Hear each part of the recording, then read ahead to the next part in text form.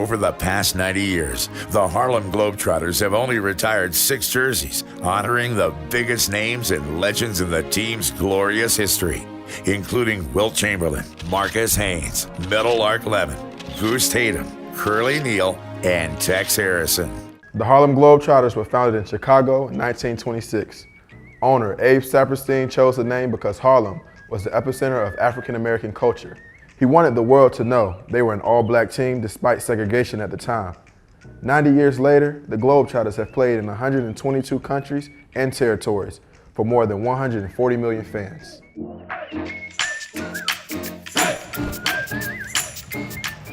Hubert Geese Osby, you made so many people smile. I really appreciate everything you did, not only for the Harlem Globetrotter organization, but for the game of basketball, period. Thank you for all your antics. Thank you for your charisma. Thank you for paving the way for guys like me to come along and be a showman and a clown prince today. Thank you, Hubert Geese Osby, for everything you did. Thanks so much. I love Geese Osby. As a showman, that's who I mark my game after. I watch film all the time of him. And he was funny then, he's funny now. Not a lot of legends, but he's one of them. And I pat my game after Geese. One of the most popular and recognizable Globetrotters ever. Geese thrilled audiences with his awesome talent and effervescent personality around the world for 24 years. Watching Geese back in the day, his style of showmanship was unbelievable. And he told me, he was like, just go have fun. Like, no matter what, just go have a good time. You're going to do great. You know, I can tell that your teammates love you. And he was like, that's the most important thing. He served as the clown prince for the Globetrotters from 1961 to 1985. Playing in over 100 countries before millions of fans. Geese continued on for many years as a coach for the team after his playing days. To hear that voice and to see, go back and watch video and you still hear that voice, it always stayed with me. When I played with Meadowlark was a perfectionist. Pretty much he knew what Meadowlark was going to do every night. And when I got with Geese Osby, I didn't know if he was still in the building, man. You look, where's Geese? He might be up selling popcorn. And that was the aspect I loved about Geese, and I think I got a little bit of that from Geese. He was a free spirit. He was a very free spirit, and he loved the game. Geese was a showman that lived on the edge. And you know the thing when he takes a lady purse, James Brown couldn't dance like that. You got to see the move Geese got, man, I tell you.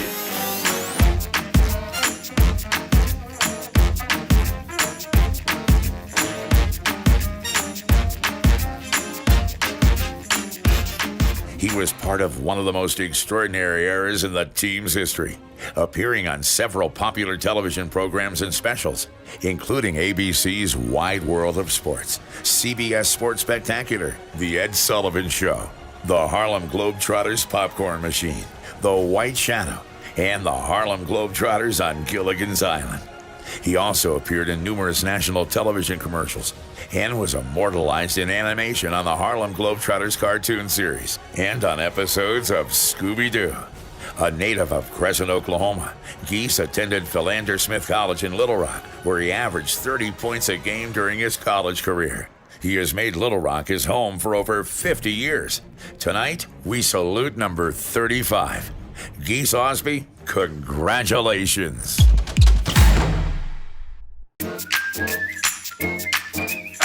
Growing up as a child, Meadowlark Lemon meant so much to me and so many others. He actually inspired me to play basketball. I remember the very first time that I seen him on television. His smile was so enchanting. He had the crowd eating out of the palm of his hand. And I'm so proud to be in the same position as Meadowlark Lemon as a showman. That's why I'm going to dedicate the 90th anniversary of the Harlem Globetrotters to Meadowlark Lemon. He had so much charisma and so much flair. Meadowlark Lemon was one of the most world-renowned Harlem Globetrotters of all times. Working up for something. He's done it. Meadowlark Lemon has a huge impact on the team today and how we do things. That's Meadowlark. Not only for what he did on the court, but also for his character off the court.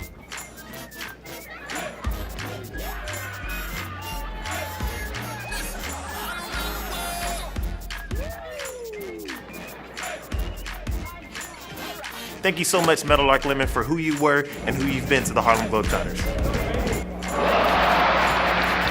Hello. think he sees something. Marcus Haynes is a legendary Harlem Globetrotter. He actually paved the way for me and my teammates to do what we do today. He is known for handling and dribbling the basketball. I heard like in the fourth quarter that he used to dribble out the whole fourth quarter and the whole team used to just sit down and watch him dribble because he was that good. So thank you, Marcus Haynes, for all that you did, and we're all trying to follow in your footsteps. Nat Sweetwater Clifton was the first African American to sign an NBA basketball contract in 1950. He was also a Harlem Globetrotter, just like me. He paved the way for me and other Harlem Globetrotters to be able to perform for you guys today all over the world. If it wasn't for guys like Nat Sweetwater Clifton, I don't think there would be the future Harlem Globetrotters. So thank you, Nat, for everything you've done. So Lynette Woodard, she was the first female Harlem Globetrotter. Being the 15th woman, she's paved the way for me and all of the other lady athletes on the team. She was a role model for us, a pioneer, and she just gave hope to all the athletes out there and all the women out there, letting you know that we can do anything that we put our mind to, and girls are more than capable, so I want to thank her. Thank you, Lynette.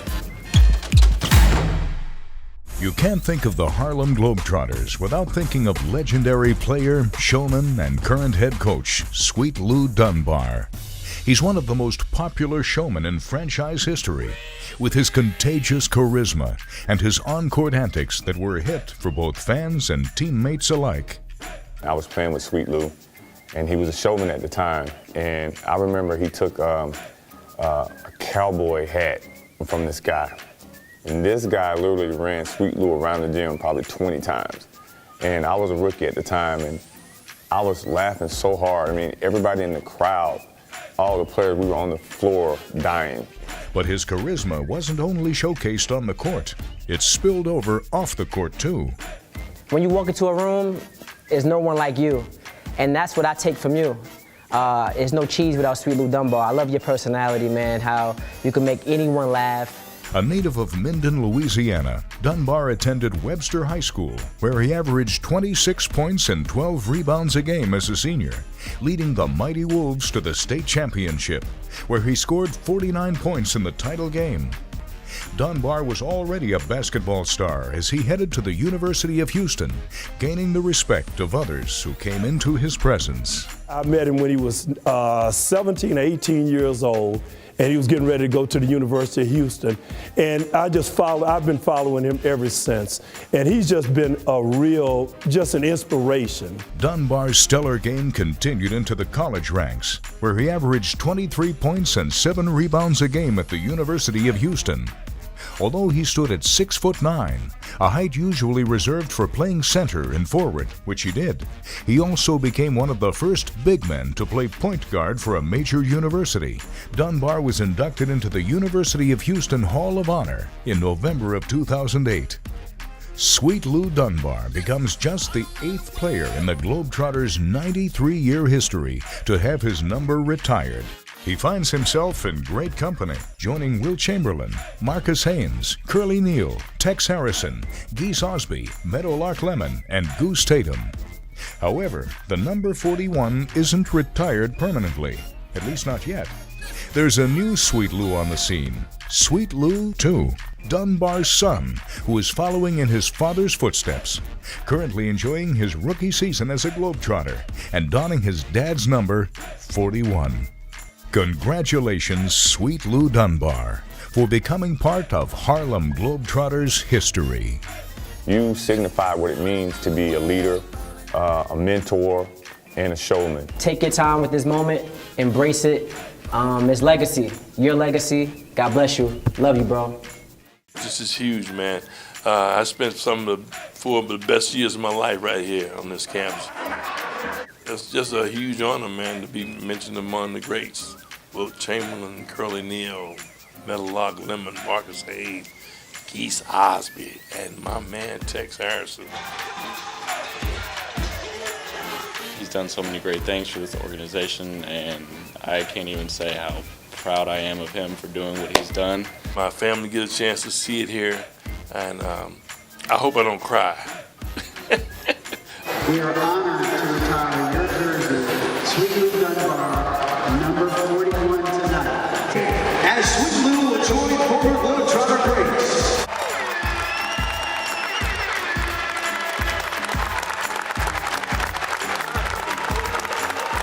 I wish that my mom and dad was here to see it. That's the only other thing.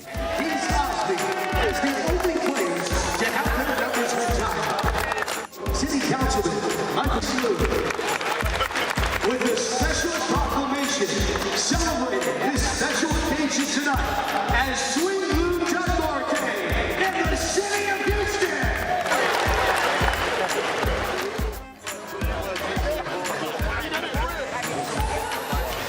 Sweet Lou Dunbar! I think he'll make me proud and make his mom proud wearing the number 41. It's my number 2 now, so you know, just make a name for myself. He's already made his name, so it's my turn.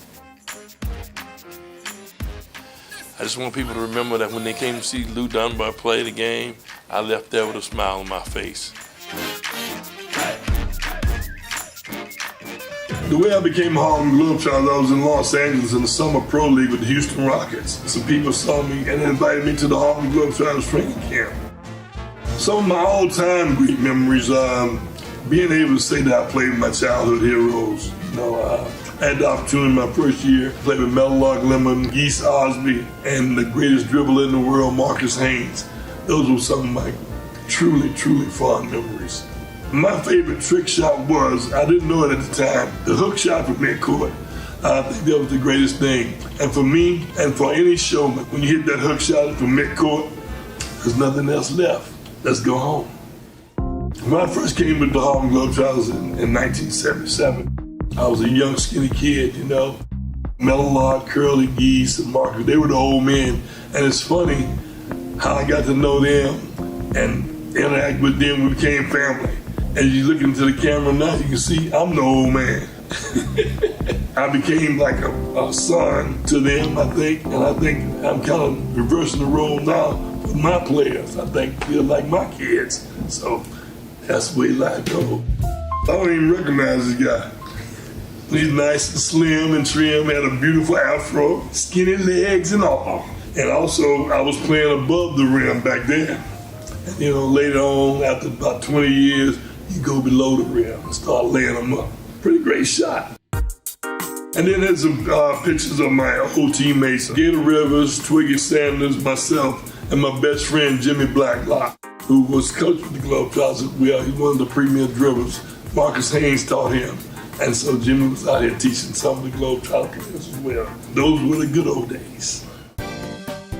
This was back in the day. I had some great players with me back then. I had Osby, Lockhart, a guy from the Bahamas, he was the first foreign-born player. Gator Rivers, one of our great dribblers, Owie Dotson, who went to the University of Texas. Great guys, man. And it was one of the plays that we're doing here. You see the guy running in, throwing off the backboard, and the last guy coming and dunking. Called that the Dipsy Dip. We had names for all kind of things. Oh, you see me walking backwards with this guy. I used to turn around, the guy used to face me, I was walking backwards. And you see, watch the little video and say, you're walking with the ball. I couldn't fly with it. So, you know, you had to do something. It's great to see this, man, because these were the guys I really became a showman with. They were my crew. These were my crew. And they made me. To be a showman, you gotta have a good thought. It's like anything, you gotta have good people working for you. And I had a great crew been working with me. They could shoot, they could dunk, they could get them down the floor, they could play the game. And that's what it's all about, man. And we all did it together. That's what the Globetrotters do. We bring you together and we put smiles on faces doing that.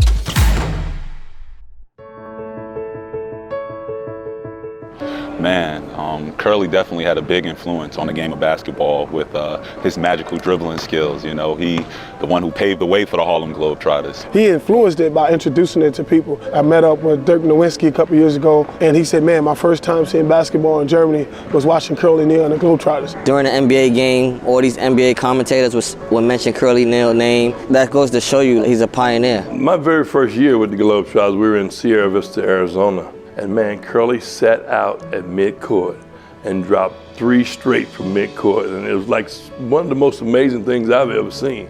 And he would go back down the floor with that bald head and that smile. It was just great to see. Poetry in motion. Anytime you hear or think about the Harlem Globetrotters, you instantly think of Curly Neal and his impact and influence on the game. I can't go anywhere without someone mentioning Curly Neal. There's no words to define him, man. He's just an icon. Anytime somebody thinks of the Harlem Globetrotters, they always say Meadowlark and Curly. When they think about the Globetrotters, first thing they say, yeah, man, I remember Curly. I remember Curly. I remember Curly. I remember Curly. He used to sit out there and just shoot them all day long, nothing but net. And we didn't have three-point lines back there. If he had three-point line, he would have been the king of the three-pointers. How did Curly impact the legacy of the Globetrotters? Every Globetrotter that's here right now will tell you that they want to be a Curly Neal.